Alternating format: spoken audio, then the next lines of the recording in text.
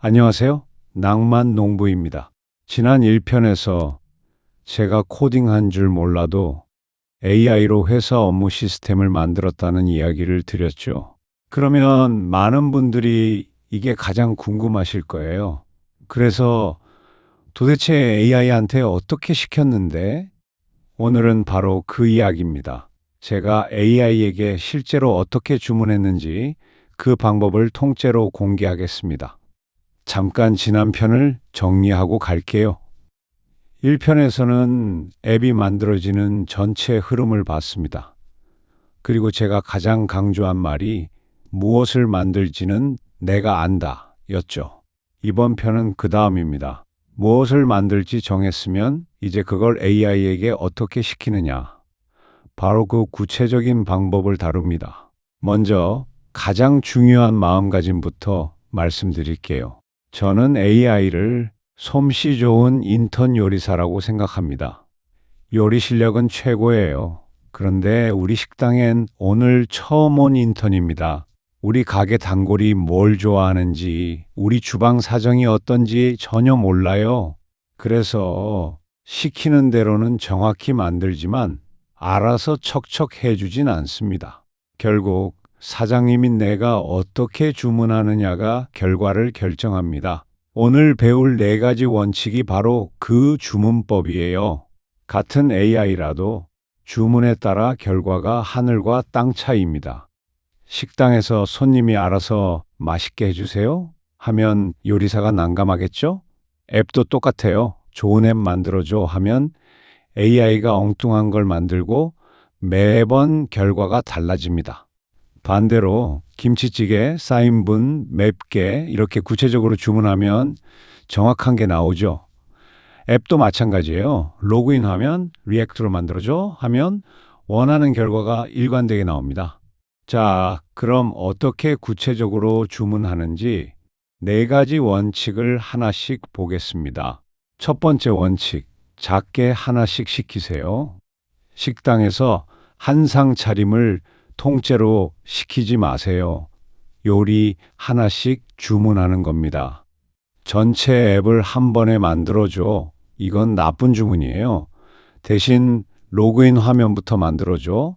되면 다음 걸 부탁할게. 이렇게 쪼개서 시키는 겁니다. 한 번에 다 시키면 AI도 헷갈리고 나중에 어디가 잘못됐는지 찾기도 어렵습니다. 작게 나눠야 확인하면서 차곡차곡 쌓을 수 있어요. 두 번째 원칙, 어떤 도구를 쓸지 알려주세요. 요리로 치면 어떤 밀키트로 만들지 정해주는 겁니다. 그러면 AI가 그 재료로 깔끔하게 조립해요. 그냥 화면 만들어줘가 아니라 화면은 리액트로, 자료 저장은 파이어베이스로 만들어줘. 이렇게 도구 이름을 콕 집어주는 거죠. 도구를 지정하면 AI가 검증된 방식으로 훨씬 안정적인 결과를 가져옵니다. 이 리액트나 파이어베이스가 뭔지는 잠시 뒤에 알려드릴게요. 세 번째 원칙, 상황을, 맥락을 먼저 설명하세요. 우리가 어떤 식당인지 알아야 요리사가 거기에 어울리는 메뉴를 내겠죠. 그냥 업무 등록 기능 만들어줘가 아니라 나는 회사 업무 관리 웹을 만드는 중이야. 직원이 업무를 등록하는 기능이 필요해. 이렇게 배경을 먼저 깔아주는 겁니다. 상황을 알려주면 AI가 전체 그림에 맞는 훨씬 적절한 답을 내놓습니다. 네 번째 원칙, 맛보고 다시 주문하세요. 처음 나온 요리를 맛보고 좀 더 맵게 해주세요 하고 다시 주문하잖아요. AI도 똑같습니다. 한 번에 완벽하길 기대하지 마세요.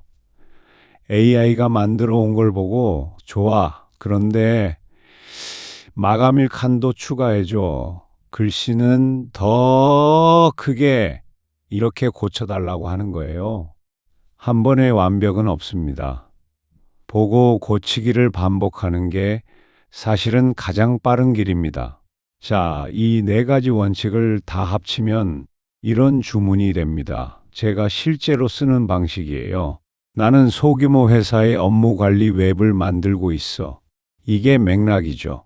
화면은 리액트, 자료 저장은 파이어베이스를 쓸 거야. 이게 도구 지정이고요. 먼저 직원이 업무를 등록하는 화면을 만들어줘. 제목, 담당자, 마감일 칸이 필요해. 이렇게 작게 구체적으로 시킵니다.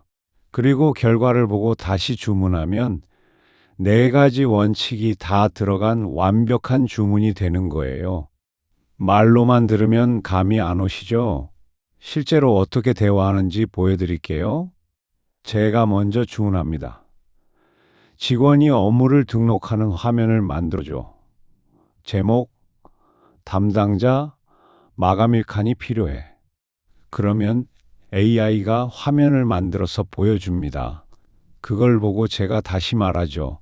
좋아. 그런데 마감일은 달력에서 고르게 해줘. 그럼 AI가 또 고쳐옵니다. 보세요. 정말 어려운 게 아니에요. 그냥 사람한테 부탁하듯 보고 또 고쳐달라고 말하면 됩니다. 오늘 도구를 지정하라는 원칙이 나왔는데요. 그 도구들이 정확히 뭔지 궁금하신 분들이 계실 거예요. 제 블로그에 마법의 주문 프레임워크와 API라는 글로 자세히 풀어뒀습니다. 왜 직접 다 만들지 않고 밀키트처럼 빌려 쓰는지, 리액트와 파이어베이스가 정확히 무엇인지, 1인 개발자의 생존 전략을 차근차근 정리했어요. 더 깊이 알고 싶으시면 찾아보세요. 오늘은 AI에게 주문하는 4가지 원칙을 알아봤습니다. 작게, 도구 지정, 맥락, 그리고 확인하고 다시 주문하기.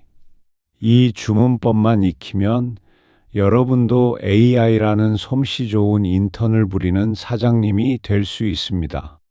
이 시리즈는 총 3편입니다. 마지막 편에서는 그래서 진짜 돈은 얼마나 들었는지, 보안은 괜찮은지, 그리고 제가 겪은 실패담까지 솔직한 현실 이야기를 들려드릴게요. 다음 편에서 만나요. 지금까지 낭만 농부였습니다. 감사합니다.